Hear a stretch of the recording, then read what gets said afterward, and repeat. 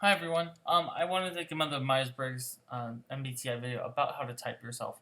Um, I think I have some confusing here. I think that if you do know a lot about Myers-Briggs and you do know a lot about everything in Myers-Briggs, you are going to rely on the functions, and I think that makes sense.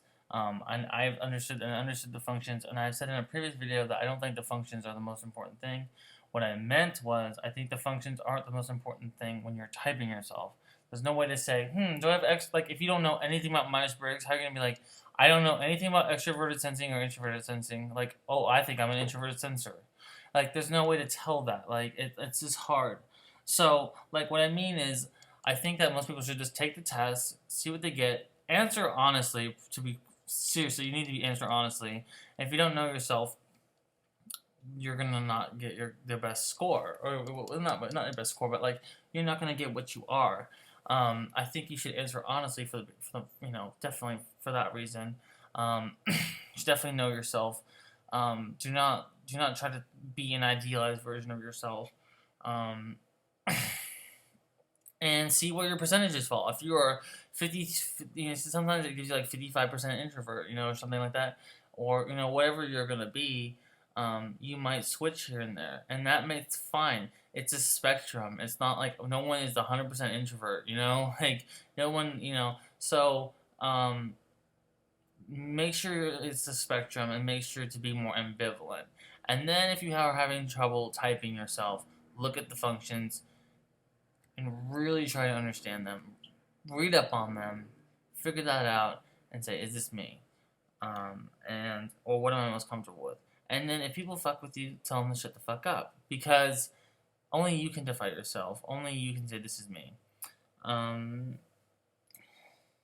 I think what's interesting about it is people are just crazy about it. Because people are very, very nerdy and um, very into them in Myers-Briggs. I'm very, very critical about other people in Myers-Briggs. I don't think it should be that way. I think it should be a fun thing that we should study.